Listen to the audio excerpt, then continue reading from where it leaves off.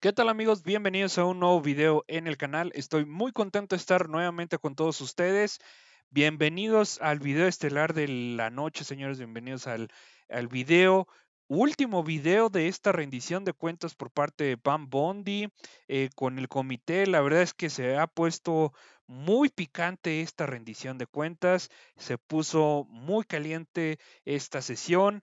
Y bueno, ya para finalizar este evento, pidió la palabra una vez más, la pidió nuevamente el senador Chris Van Hollen, que la verdad vimos al principio de esta sesión, de esta rendición de cuentas, que se puso muy picante la cosa, se dijeron de todo, así que aquí Chris Van Hollen le pregunta a la fiscal Pam Bondi si de verdad van a cumplir con la ley de autorización de presupuesto, así que por momentos, hasta cuando se lo quisieron poner, decir de buena gana, Pam Bondi se pone a la defensiva. Así que quédense porque va a estar muy bueno el video, así que adelante con las imágenes.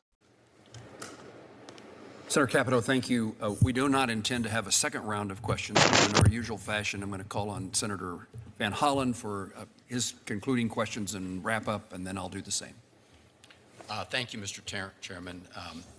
So, Attorney General Bondi, I have some budget-related questions to follow up on here. First, with respect to the proposal with the ATF. I've heard your testimony here. I heard it in the House, so I really don't want to get into a I'm not questioning you about the policy at this point in time. I think you hear there's bipartisan disagreement here.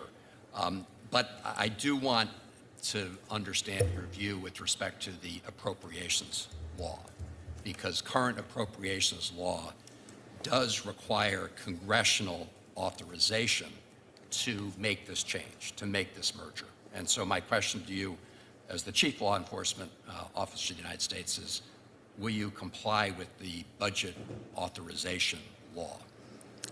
We will comply with the budget law. And you know, Senator, I'm glad you brought this merger up, because if I was still a state prosecutor and hearing this, I would be concerned too about what's happening to ATF. ATF will keep its brand. DEA will keep its brand. But what they're doing, they're going under one umbrella, doing away with the bureaucracy at the top. These agents are going, they want to be out hunting down criminals. That's what they want to do. They work, so much of this work is the same work, going back and forth. And now they will be working collaboratively together to keep America safe. And we're going to put hundreds of agents back, thousands, back on the streets, and that's where they want to be. And I would have had the initial concerns that you have about that. But give us a chance, let it work, let the DEA and ATF work together, get those agents out there, do away with the bureaucracy, and hopefully we will make America safer as a result of it.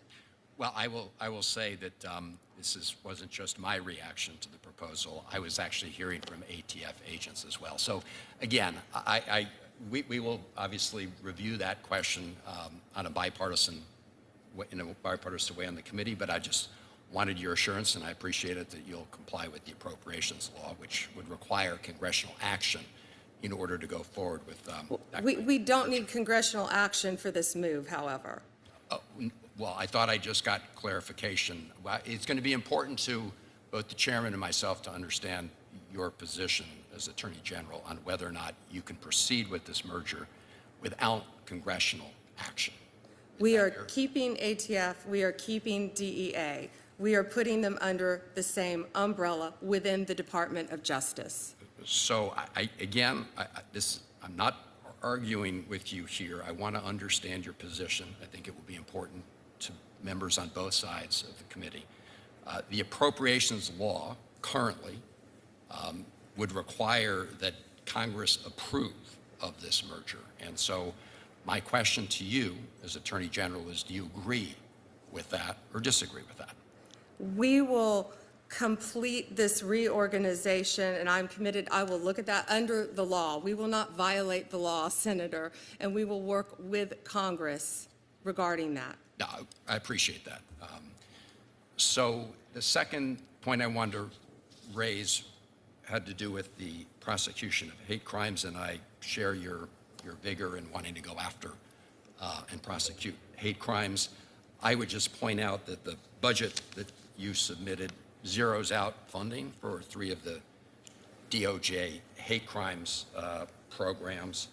The hate crimes training program, Shepard Bird hate crimes, the Javara Hire No Hate Act, and the community approaches to advancing justice. So I hope you'll work with the committee if we seek to restore funding for those programs. Yes, Senator, I just pulled up the details of those 3. Let me see. I'd be happy to discuss those with you further. Good.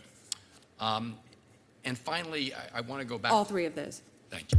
I want to go back to the issues of grant determinations, because I think there continues to be some confusion between grants that had already been obligated that were withheld.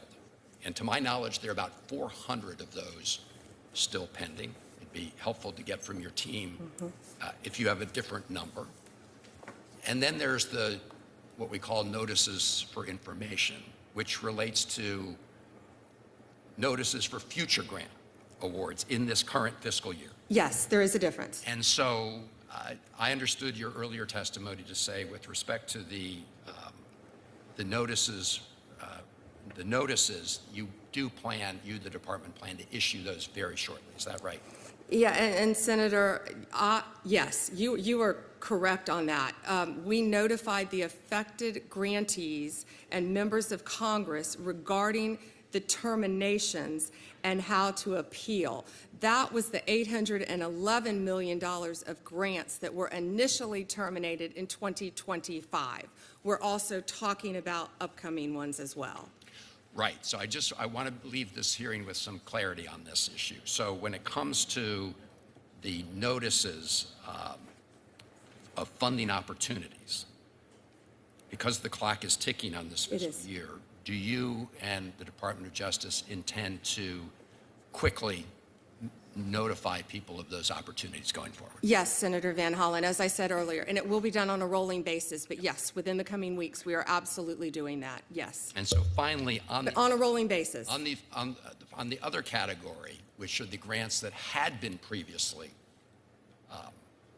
obligated, I do have concerns, Madam Attorney General, with the idea that the way we're going to get them to stop being withheld is members of Congress calling. I appreciate the invitation, and I will look to see if we've been hearing from people. But this category of grants relates to people who already went through the process and already had those grants obligated, and they're currently being held. So my question to you is, can you tell us how many are still being held today? And I don't like the idea that in order for somebody to get their withheld grant,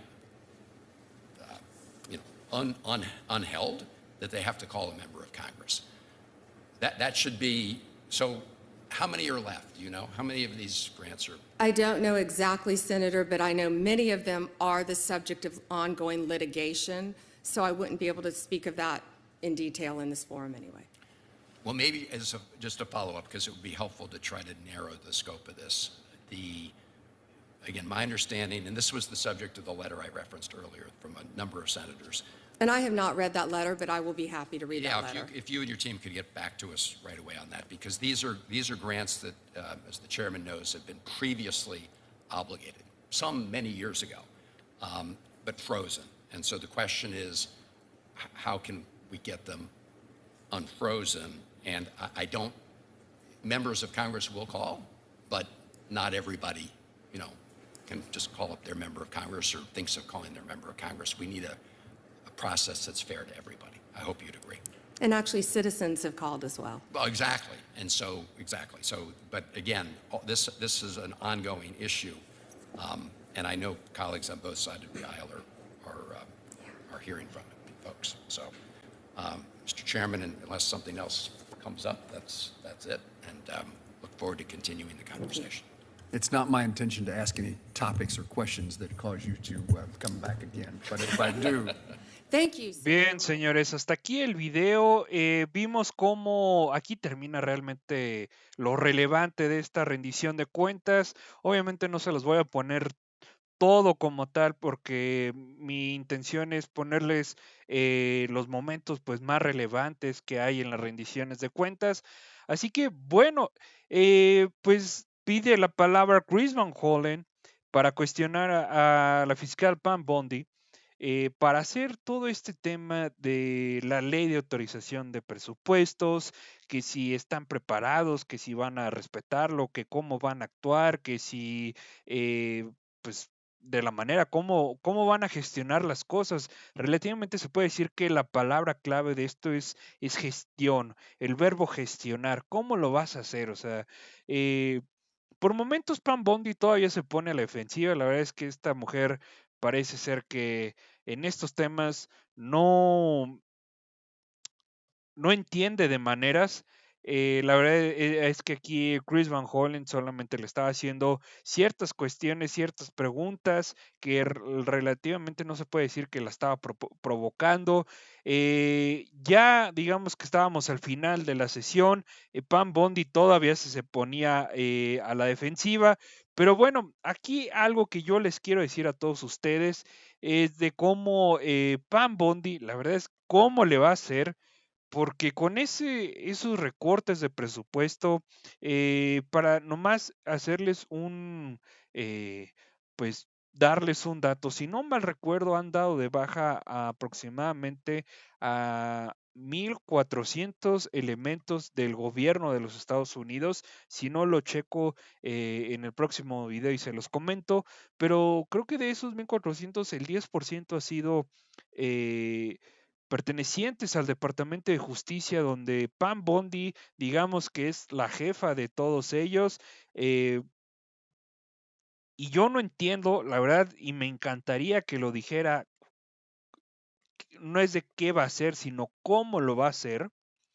Me encantaría saber cómo Pam Bondi, cómo va a gestionar toda esa situación, porque ya le dijeron todos los actores políticos que vimos hace algunos días, ya vimos cómo le dijeron a Pam Bondi que con ese recorte de presupuesto, con esas bajas sensibles de elementos, con muchos despidos injustificados, con muchas denuncias internas del propio Departamento de Justicia, con todos los escándalos de corrupción que han estado surgiendo a lo largo de estos meses, ¿cómo le vas a hacer para poder, digamos, echar por no decir este carro a andar? Porque no, ¿cómo vas a echar este bote a andar? O sea, la verdad es que solo ellos se están poniendo la soga al cuello, ellos solos se pelean, ellos solos le empiezan a echar tierra y culpabilidad a la administración de Joe Biden. Joe Biden ya la verdad es que está en otra faceta de su vida. Lamentablemente creo que él tiene cáncer, así que creo que se me hace algo irrespetuoso decir que fue por culpa de Biden, sabiendo en las condiciones que él está. Así que no sé qué opinen ustedes, me encantaría saber todas sus opiniones.